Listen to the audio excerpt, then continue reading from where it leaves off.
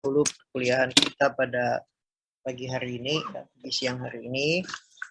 Assalamualaikum warahmatullahi wabarakatuh. Selamat pagi, salam sejahtera untuk kita semua. Baik teman-teman sekalian, pagi hari ini senang sekali kita bisa bertemu di dalam perkuliahan ya di pagi hari ini.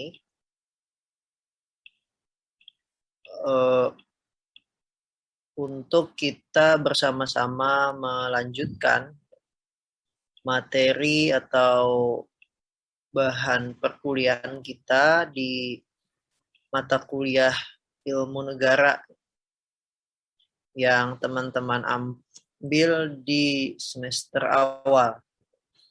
Karena itu di dalam kita mempelajari ilmu negara ini sudah sangat banyak ya, apa yang disampaikan oleh Bapak Ibu dosen-dosen yang lain itu, dan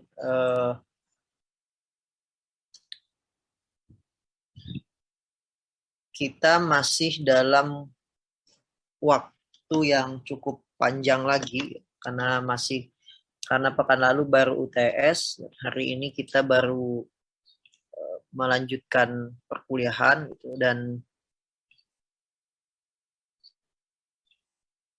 masih sekitar 7 pertemuan lagi di mata kuliah ilmu negara ini untuk kita mempelajari begitu.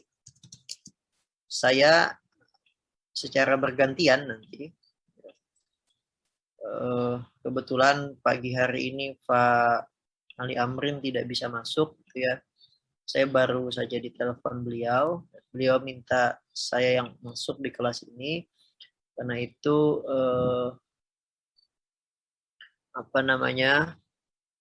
hari ini kita akan membahas beberapa hal ya. Di presensi tadi saya menuliskan yang akan kita bahas di hari ini adalah tentang konstitusi negara gitu, sebagaimana yang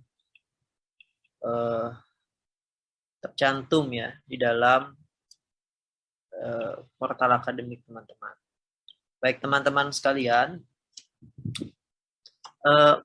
di dalam portal akademik saya sudah membaca gitu ya.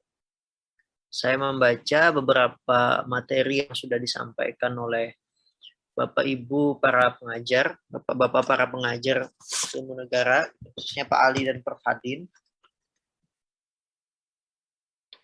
Bagaimana beliau banyak menjelaskan sudah ya, kaitannya dengan unsur negara kemarin, kemudian fungsi negara, hakikat negara, kenapa jadi negara itu ada, kemudian juga bagaimana tipe-tipe negara, bahkan kebentuk negara dan sistem pemerintahan kemarin sudah dijelaskan. Teman-teman sekalian, dalam kita mempelajari ilmu negara ini kan sebetulnya ilmu yang sangat dasar gitu ya. Sebelum kita nanti belajar hukum tata negara, sebelum nanti kita belajar mata kuliah yang lebih khusus lagi di dalam di dalam kuliah di Fakultas Hukum UNAM. Hari ini saya akan menjelaskan satu hal yang terkait juga ya, yang menjadi bahan di perkuliahan kita, yaitu tentang konstitusi negara. Konstitusi itu apa teman-teman ya?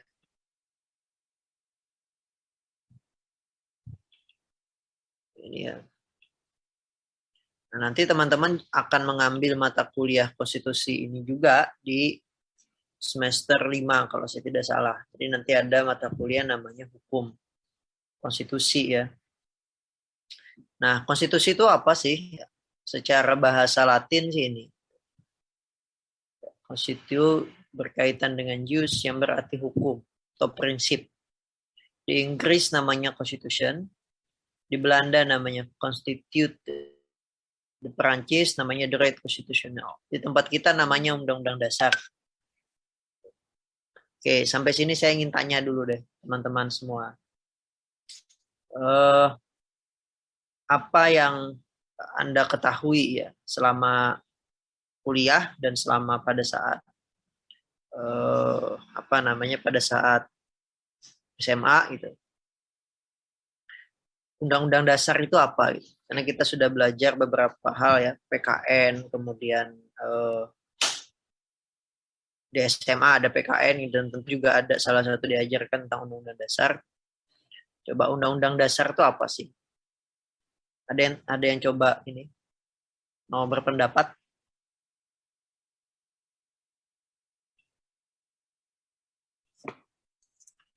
Tidak ada, saya tunjuk ya.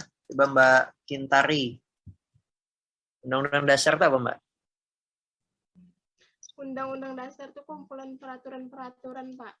Yang mana apabila melanggar mendapatkan sanksi. Oke, kumpulan peraturan-peraturan. Oke.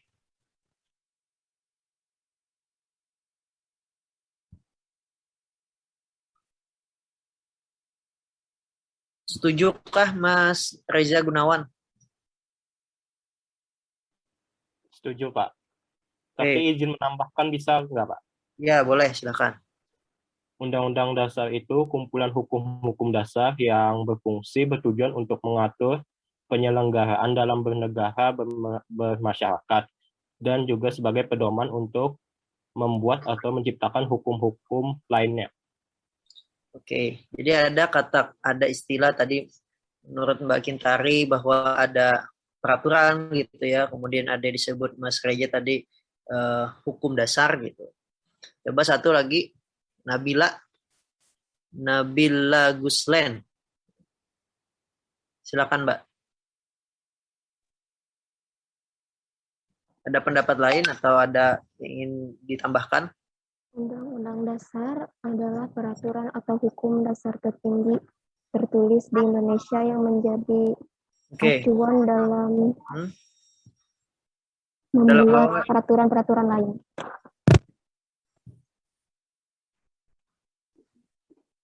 Baik. Ya. Mohon teman-teman ya, saya mohon maaf dengan segala hormat gitu ya.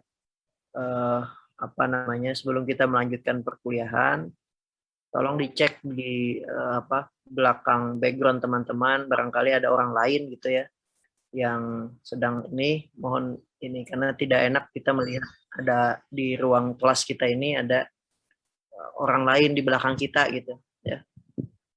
Bisa dicek ya teman-teman kalau kelihatan atau ini. Oke, teman-teman sekalian, kita tadi yang disampaikan oleh 3 orang tadi ya sangat bagus itu. Ada yang disebut peraturan tadi, kemudian disebut hukum dasar gitu ya. Kemudian ada juga yang menyebut dia sebagai prinsip-prinsip.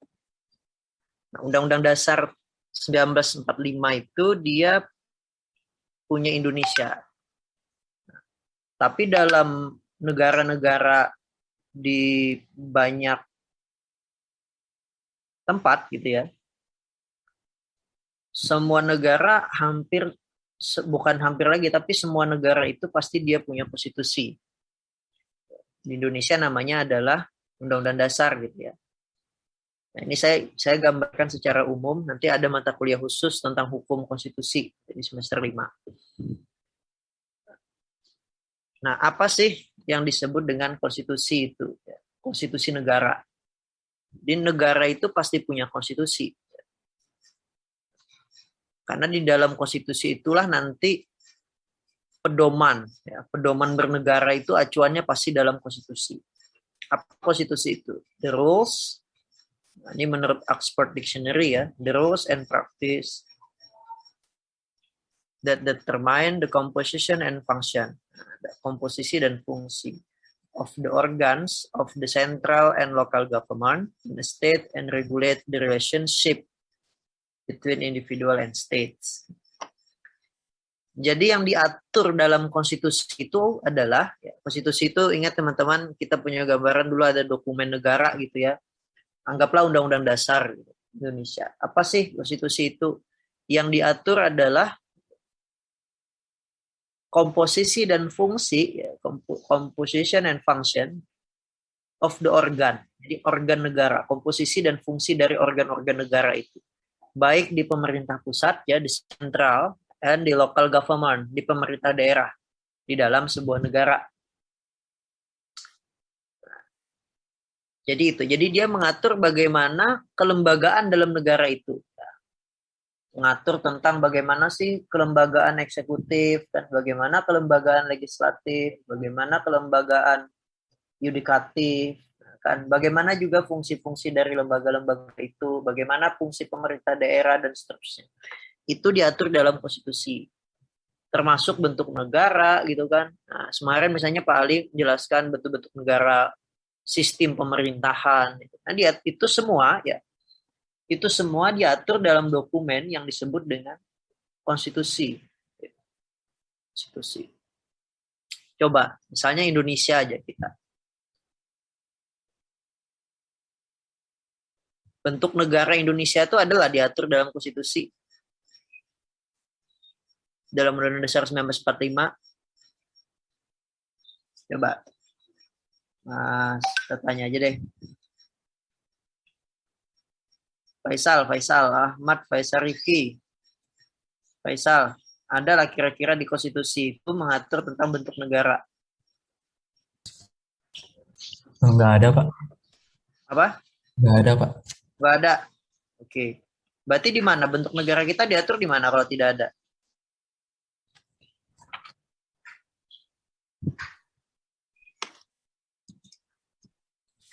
Atau apa negara kita tidak punya bentuk? Ada, Pak. Ada bentuknya, Pak. Apa bentuknya?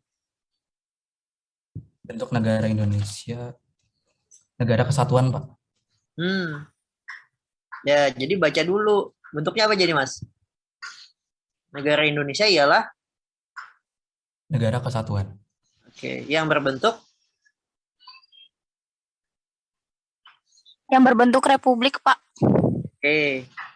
Nah, itu salah satu contoh. Jadi konstitusi itu mengatur gitu. Jadi yang teman-teman pelajari kemarin bentuk negara, sistem pemerintahan, itu semua tercermin ya di dalam konstitusi Undang-Undang Dasar kita.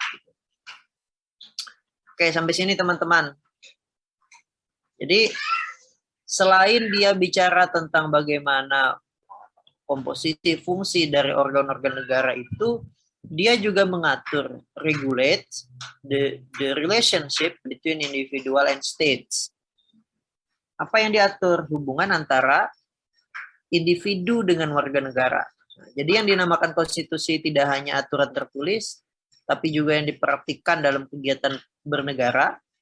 Tidak hanya yang diatur itu organ negara dan komposisinya, tetapi juga bagaimana hubungan antara warga negara dengan negara. Apa sih hubungan negara dengan warga negara itu tercermin di mana dia dalam konstitusi? Ini yang seringkali tercermin dalam hak asasi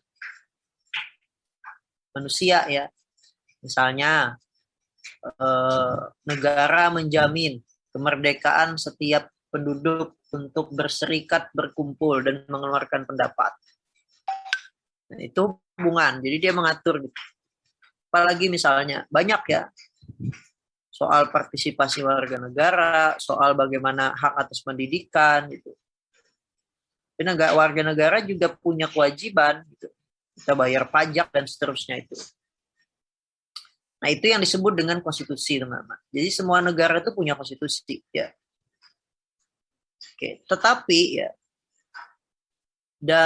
sekalipun semua negara itu punya konstitusi, bentuk konstitusi itu ada yang konstitusinya ini yang ini ya, ini saya skip ya karena kita sifatnya dasar gitu. Kalau teman-teman mengambil di punya bukunya Prof. Nimatul Huda itu ada di bab 7 tentang teori konstitusi.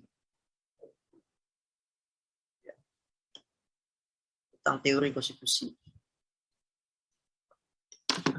Nah, konstitusi itu tidak melulu dia harus tertulis. Gitu. Tidak harus hanya dokumen, ada dokumennya. Konstitusi yang tertulis, ya, konstitusi itu ada dibagi dua, gitu. Sederhananya gitu ya. Ada konstitusi yang tertulis dan ada konstitusi yang tidak tertulis. Konstitusi yang tertulis itu dia ditulis dalam suatu naskah atau beberapa naskah konstitusi. Dia ada bentuknya, Undang-Undang Dasar 1945 misalnya. Gitu. Tapi ada juga konstitusi yang tidak tertulis. Konstitusi yang tidak tertulis itu bukan berarti dia tidak ada tulisannya. Ya, tetapi dia tidak diatur dalam dokumen yang disebut dengan Undang-Undang Dasar. Tidak ada berada paling tinggi dia. Dia tidak dalam bentuk dokumen, naskah gitu. Tetapi ada di mana dia diatur dalam undang-undang biasa. Jadi kalau konstitusi yang tertulis itu dia berada pada posisi yang paling tinggi secara hierarki peraturan perundang-undangan, konstitusi yang tidak tertulis itu dia tersebar di dalam undang-undang biasa. Seperti di Inggris misalnya. Bill of Rights itu semua ada dalam undang-undang aja. Oke. Untuk apa sih konstitusi itu? Ya. Konstitusi itu untuk apa? Kenapa jadi ada konstitusi? Tujuan dan hakikat konstitusi.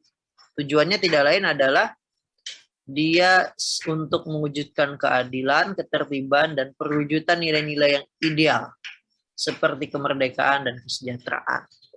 Itu tujuan konstitusi. Yang kedua tujuannya adalah dia adalah hukum yang paling tinggi. Jadi nggak boleh segala tindakan, segala hal, segala perbuatan, segala aturan yang ada di sebuah negara itu dia tidak boleh bertentangan dengan konstitusi. Jadi dia paling tinggi derajatnya di dalam dokumen hukum atau hierarki peraturan perundang-undangan.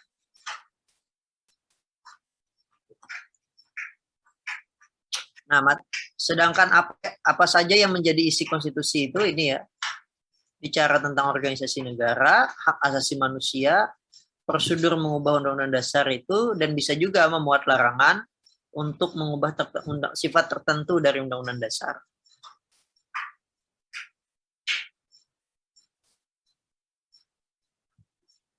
Baik, sampai sini teman-teman ada yang ingin ditanyakan?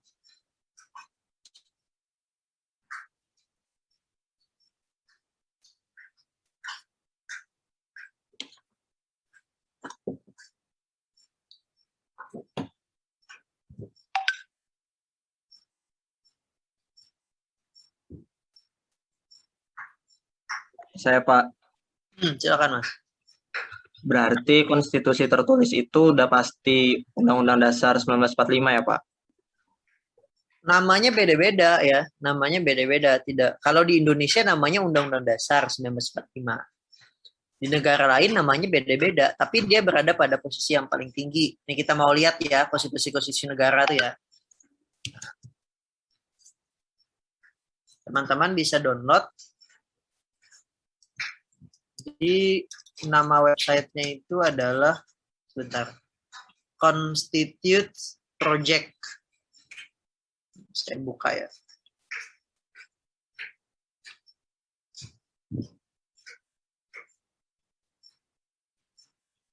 Nih, di website ini dimuat di ada website yang saya kira website ini sangat bagus sekali ya. Karena di dalam website ini semua konstitusi-konstitusi negara itu di-upload di sini. Ada, kita tinggal cari saja, bahkan perubahan keberapa tuh ada. Bahkan bagusnya lagi dari website ini dia sudah dalam bahasa Inggris gitu. Jadi tidak lagi bahasa Indonesia di-upload di sini atau bahasa Belanda gitu kan, bahasa Korea, bahasa Cina misalnya. Sudah pakai bahasa resmi dunia, ya, bahasa Inggris. Tinggal di-download. Nah, tinggal kita baca saja, di-translate, dibaca gitu. Lebih mudah kita membaca bahasa Inggris ketimbang bahasa Afghanistan misalnya kan, bahasa Arab gitu kan, kada bisa kita, kecuali teman-teman ada yang, atau bahasa mana misalnya nih kan, ya, macam-macam lah. Ini bahasa yang di sini nih, bahasa Brunei misalnya bahasa Brazil. Nah, tinggal kita download nih.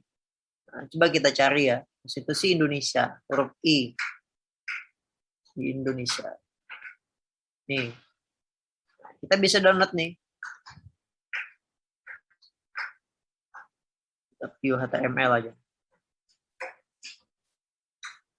Ini kan. Nah, kalau konstitusi yang teman-teman baca di dalam dokumen itu, yang ada itu, yang punya teman-teman pegang itu kan bahasa Indonesia. Kalau ini bahasa Inggris nih. Dan susah lagi kita. Irish dependence is the inalienable. Dari sini bisa gitu. Ini kan tadi misalnya pasal 1 tadi kan. Dan tadi pasal 1 tuh bunyinya adalah negara Indonesia bentuk negara ya, berbentuk republik adalah kesatuan yang berbentuk republik. The state of Indonesia, negara Indonesia adalah negara kesatuan, ini kan? Yang berbentuk the form of the republic, dia berbentuk republik. Nih, kedaulatan sovereignty is in the hands, berada pada rakyat dan implementasi dan dilaksanakan berdasarkan undang-undang dasar. Nah, udah diterjemahkan, enak kita tinggal baca. Jadi Mas, siapa tadi yang bertanya apakah konstitusi itu tertulis itu mesti undang-undang dasar? Enggak, namanya macam-macam. Ya. Di sini kan Indonesia 1945. Ya, macam-macam namanya sesuai dengan negaranya itu. Tetapi lazimnya dokumen tertinggi dari sebuah negara itu nama umumnya adalah konstitusi. Kita coba buka lagi lah, yang ramai mesti Afgan nih. Nah. Bapak boleh bertanya ke Pak? Ya silakan Mbak. Nama ulun Gusti Miftah ulun aku betakun hubungannya Pancasila lawan konstitusi itu apa Pak? Oke, bagus nih pertanyaannya ya. Apa sih hubungannya Pancasila dengan konstitusi, dengan Undang-Undang Dasar 1945? Itu ada satu buku ya yang ditulis oleh Profesor Maria Farida di dalam buku Ilmu Perundang-undangan. Beliau menjelaskan di situ juga salah satunya adalah bagaimana hubungan Undang-Undang Dasar 1945 dengan Pancasila atau konstitusi kita dengan Pancasila. Ada lagi bukunya Profesor Amin At-Tamimi misalnya, dan seterusnya banyak. Nah, nanti baca di situ. Nah, tapi saya ingin jelaskan secara sederhana begini. Seringkali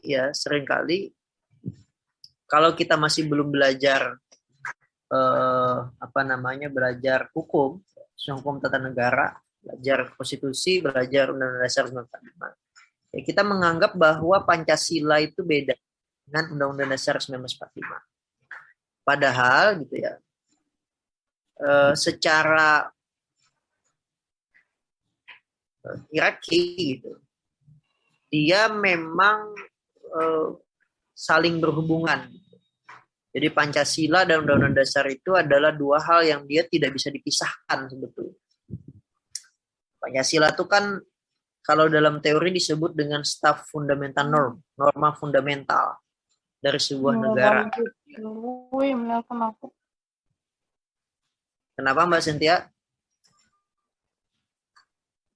Oke. Secara dia berada pada posisi yang paling tinggi. Dia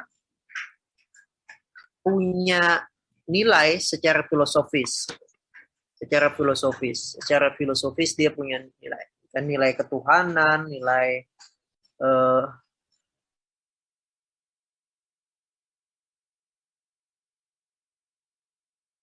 Dasar 1945 itu dia mencerminkan apa yang ada dalam filosofi negara kita, yaitu di Pancasila itu.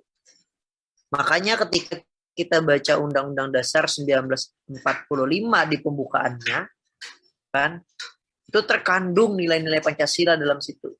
Jadi dia sangat berhubungan gitu. yang kemudian nilai-nilai Pancasila itu dijabarkan dalam pasal-pasal yang ada dalam Undang-Undang Dasar 1945 kita. Nah, prinsip keadilan misalnya itu terjabar semua dalam Undang-Undang Dasar 1945. Begitu singkatnya, Mbak. Ada lagi yang lain? Izin bertanya, Pak. Ya, Mas Wahyu. Kan saya ada baca tentang hukum tidak tertulis itu, Pak. Ya. Di situ tuh ada disebutkan masalah hukum rimba. Hukum rimba itu apa sih, Pak, sebenarnya? Hukum rimba itu? Oke. Oke, sebetulnya nih tidak ada hubungannya dengan mata kuliah kita ya, ilmu negara ya. Cuman apa-apa kita coba ini ya. Di mana bacanya, Mas? Hukum tidak terus itu hukum rimba ada di mana membaca? Ada di hukum blok Unisbank, Pak. ACID. Oke. Ya.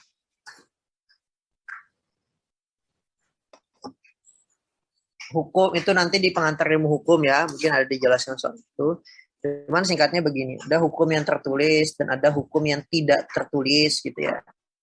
Ada konstitusi yang tertulis, ada konstitusi yang tidak tertulis, itu suatu hal yang berbeda. Nah, kalau hukum tertulis itu maka dia adalah hukum yang secara dokumennya ada gitu. Hukum tertulis, tidak ada undang-undang, misalnya peraturan daerah itu hukum tertulis semua.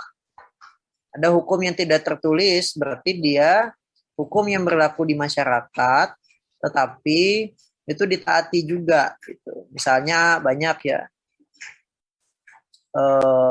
hukum adat sebagian ada yang tertulis, ada juga yang tidak tertulis. Nah, hukum adat kalau misalnya dia ada dokumennya, berarti dia tertulis ya. Nah, misalnya lagi hukum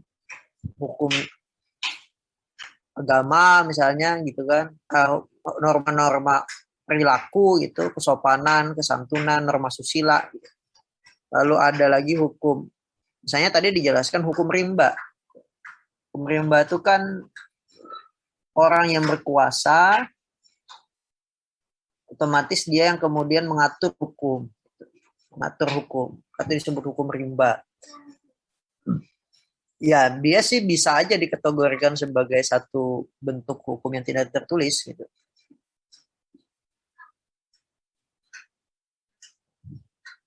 Jadi siapa yang berkuasa itu yang akan kemudian dia menjadi pemenang atau menjadi orang yang berkuasa di dalam sebuah tempat atau dalam sebuah negara gitu ya. Itu sih Mas. Jadi tapi apa sih beda dengan hukum tertulis dan tidak tertulis itu dengan konstitusi tidak tertulis dan konstitusi tertulis tadi ya? Beda ya. Kalau hukum tuh hukum, tapi kalau konstitusi itu kita spesifik bicara tentang undang-undang dasar tadi saja, konstitusi. Oke. Ada lagi yang lain? Pak, izin bertanya, Pak. Siapa nih? Muhammad Rizky Ramadan, Pak. Ya. Rizky Ramadan sedang di tempat SpongeBob, Pak. Ini, Pak.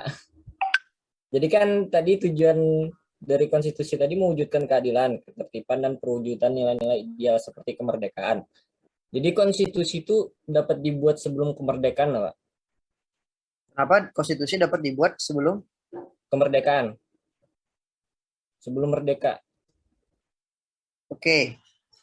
Apakah konstitusi itu bisa dibuat sebelum merdeka? Iya. Kan dulu ingat ya, Undang-Undang Dasar 1945 itu dirumuskan oleh siapa? Tahun 1945 ya. Badan Perumus Undang-Undang Dasar. Siapa merumuskan Undang-Undang Dasar?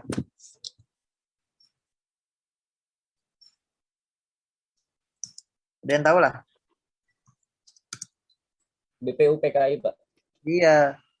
Badan Penyelidik Usaha Persiapan Kemerdekaan ya. Indonesia. Namanya saja usaha persiapan. Maka mereka lah yang menyusun Undang-Undang Dasar 1945 itu. Jadi dia dibentuk sebelum merdeka.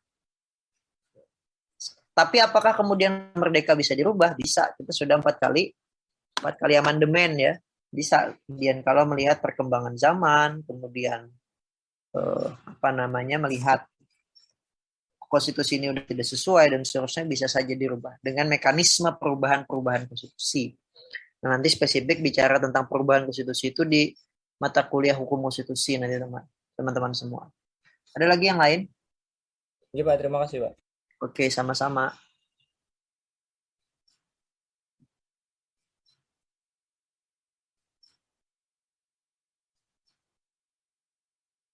Ini rata-rata sudah di kampung masing-masing kah atau di Banjarmasin kah? Mohon yang belum mengaktifkan kameranya bisa diaktifkan ya, masih banyak nih. Juwita, Sania, Yahya, Afij, banyak nih.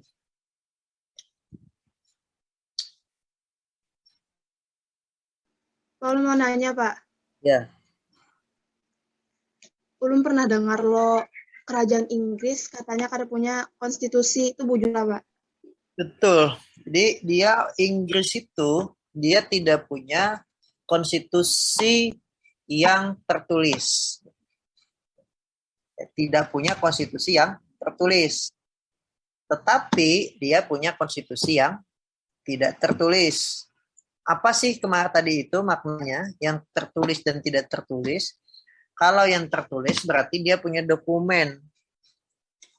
Ya, dokumen yang berada pada derajat paling tinggi dalam hierarki peraturan perundang-undangan. Ada dokumennya namanya konstitusi.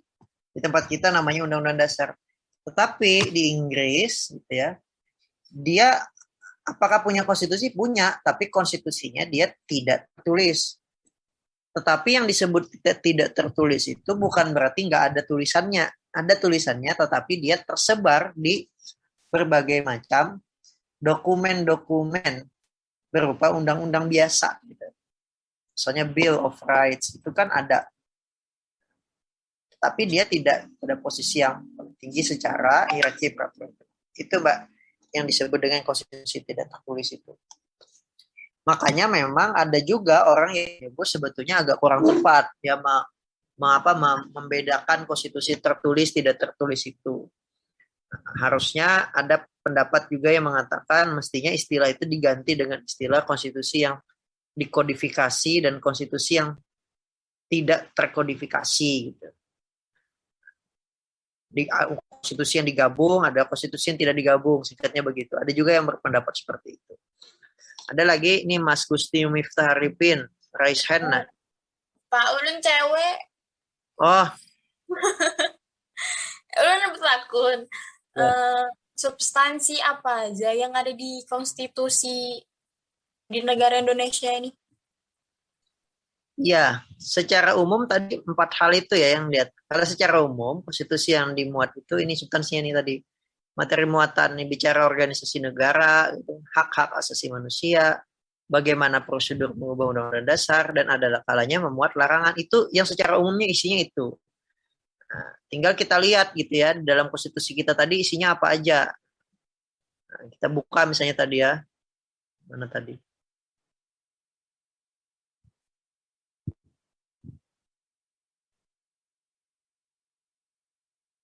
Indonesia. Oke.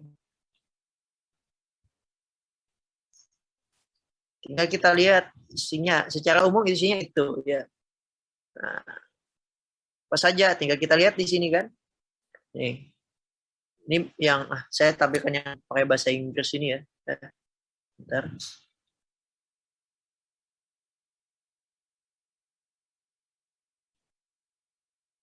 Ini kelihatan teman.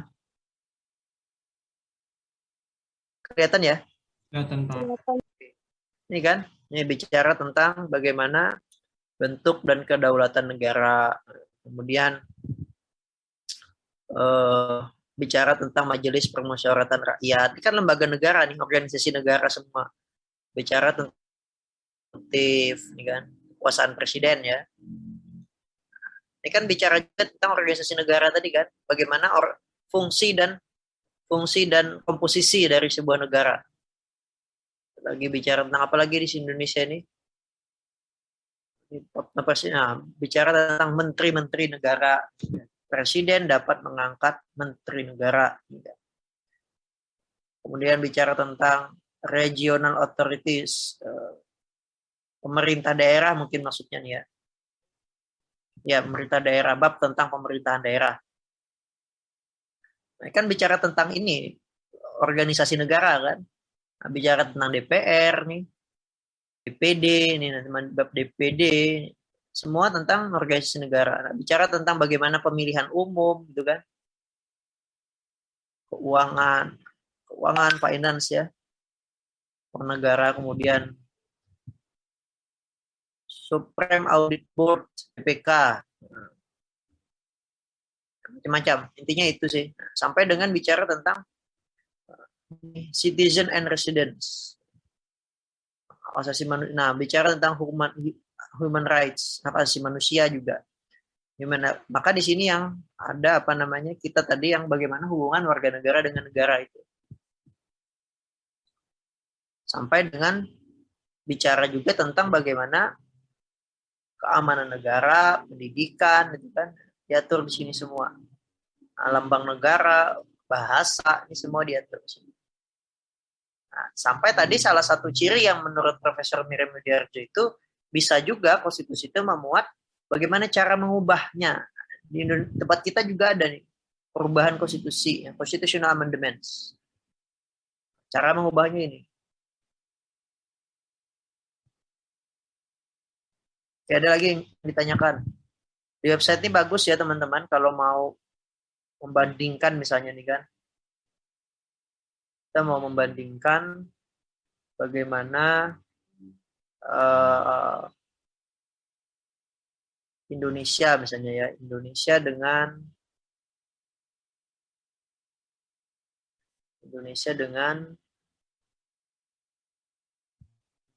misalnya dengan Afghanistan gitu ya.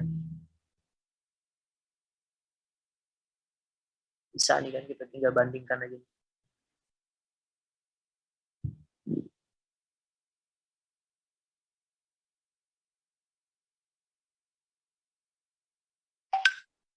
Apa yang misalnya mau dibandingkan itu? Bicara tentang amandemen gitu.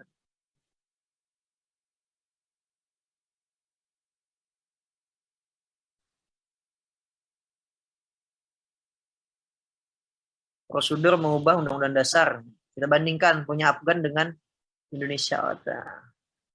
Bandingkan ya. Nggak bisa ya. Nah, ini kan dibandingkan nih. Indonesia ngaturnya begini, syaratnya ada 5 pasal. Gitu. Kalau di Afgan, ternyata ada 2 pasal. Amandemen. Enak kan dengan website ini? Jadi teman-teman kalau mau nulis skripsi perbandingan konstitusi tinggal buka-buka website itu tadi udah bisa enak gitu. Jadi ini masih semester 1 tapi saya kira perlu nanti untuk belajar bagaimana cara menulis sampai dengan nanti insya Allah mudah-mudahan lah 3,5 tahun udah lulus semua dengan predikat IPK di atas 3,8 semua. Mau lah kayak itulah. Mau, Pak. Baik, ada pertanyaan lain? Izin bertanya, Pak. Ya.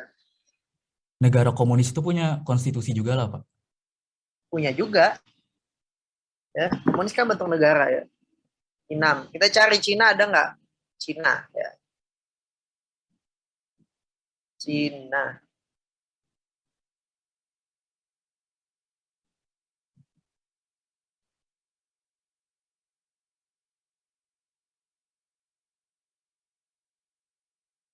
RRC berarti ya, Republik Rakyat Cina.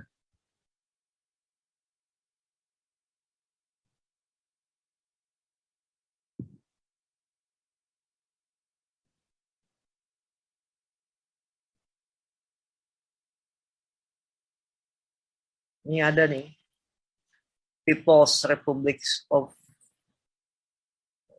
belum ditampilkan ya.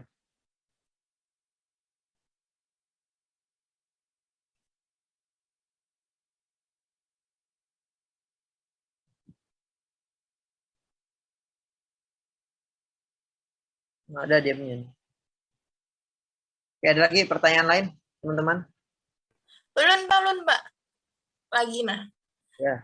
Yang dimaksud dengan konstitusionalisme, nah itu apa itu, Pak? Oke. Ada istilah konstitusi, ada istilah konstitusional, ya. Ada istilah konstitusionalisme. Konstitusi berarti kan bentuknya, dokumennya gitu. Dokumennya, undang-undang dasarnya gitu, konstitusi. Konstitusional berarti tindakan seseorang atau perbuatan atau kebijakan itu sudah sesuai dengan konstitusi. Ya kan dia disebut dengan konstitusional. Lawannya adalah inkonstitusional. Tidak sesuai dengan konstitusi. Undang-undang itu tidak sesuai dengan konstitusi. Maka istilahnya adalah inkonstitusional. Ada lagi istilah tadi yang ditanyakan, apa yang disebut dengan konstitusionalisme. Pasti konstitusionalisme itu adalah paham, ya. Ada isma itu kan berarti paham. Paham yang menitik beratkan atau menjadikan konstitusi sebagai pedoman dalam bernegara. Apapun segala sesuatu itu harus sesuai dengan konstitusi. Itu paham konstitusionalisme namanya. Gitu, Mbak. Ada lagi yang lain? Ya, Pak. Cara suatu negara menentukan konstitusi itu gimana, Pak? Cara suatu negara menentukan konstitusi. Maksudnya gimana, Mas? Menentukan. Memilih gitu kah? Iya, Pak. Memilih itu, Pak. Gimana? Membikin konstitusi. Iya, ya. Ya, semuanya kan tergantung kesepakatan, ya. Dulu misalnya waktu merumus undang-undang dasar, ya rapat, bikin konstitusi. Tergantung kesepakatan. Semua kan kesepakatan. Ketika kita mau merubah undang-undang dasar, ya kesepakatan juga. Nah, gitu. Jadi tidak ada cara-cara khusus, ya. Semua tergantung kesepakatan dalam perubahan itu, dalam membentuk. Pak, saya izin bertanya, Pak. Apakah ada pengaruhnya, ada atau tidaknya konstitusi dalam kehidupan negara? Ya, bagus pertanyaan. Ada nggak pengaruhnya? Ada ya, karena sebagaimana yang disebutkan di awal tadi bahwa pedoman dalam bernegara itu adalah konstitusi. Bayangkan kalau kita tidak punya hukum dasar, gitu. Semuanya nanti akan kemudian bertabrakan. Undang-undang, kemudian makanya yang disebut dengan undang-undang dasar itu atau konstitusi itu adalah dia norma-norma yang dasar mengatur kehidupan. Pasti kalau tidak ada undang-undang dasar berbahaya. Tidak ada konstitusi itu punya potensi berbahaya negara itu, karena tentu kehidupan akan carut marut, ya. Misalnya negara semaunya dalam yang ada konstitusi saja, gitu, yang ada konstitusi saja, kita masih belum maksimal dalam menjalankan norma-norma dalam konstitusi. Apalagi kalau nggak ada, kan? Gitu, Mas. Oke, ada lagi, ya? Kalau tidak ada, kita cukup. Ada? Satu lagi, apabila konstitusi itu tidak sejalan dengan tujuannya, yaitu mewujudkan keadilan, ketertiban, kedamaian negara, apakah negara tersebut harus mengganti konstitusinya, Pak? Iya. Jadi konstitusi itu terdiri dalam 3 hal, gitu ya. Ada yang disebut dengan konstitusi yang bersifat nominal, ada yang disebut dengan konstitusi yang bersifat semantik, dan ada konstitusi yang bersifat normatif. Kalau normatif berarti norma dalam konstitusi itu tidak diterima, dipatuhi, semua orang terikat padanya. Dan ada konstitusi yang nominal, ya, itu yang dia undang-undang dasarnya tidak dipakai sama sekali, ya, dalam pengambilan keputusan. Ada yang hanya menjadi jargon saja, itu yang disebut dengan konstitusi bernilai semantik. Apakah kemudian harus mengganti? Tergantung kebutuhan, ya, tergantung kesepakatan. Idealnya memang diganti kalau sudah memang tidak sesuai begitu. Tetapi harus dilihat, gitu ya, apakah memang kebutuhan itu mendesak. Ini ada wacana amandemen konstitusi kita, gitu. Masih perdebatan, gitu ya. Jadi ada juga teori yang menjelaskan bahwa terlalu sering konstitusi itu dirubah itu bisa juga bahaya, gitu ya. Maka ada konstitusi bersifat rigid, ada yang fleksibel gitu. Artinya rigid itu susah sekali untuk dirubah. Kalau fleksibel itu sangat mudah dirubah. Ya, ada lagi yang lain? Baik.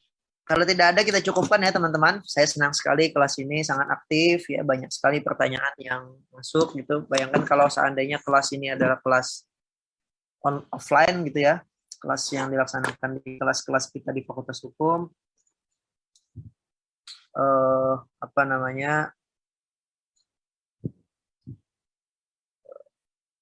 Mudah-mudahan nanti kita bisa bertemu di kelas secara offline. Baik, terima kasih teman-teman. Assalamualaikum warahmatullahi wabarakatuh. Waalaikumsalam.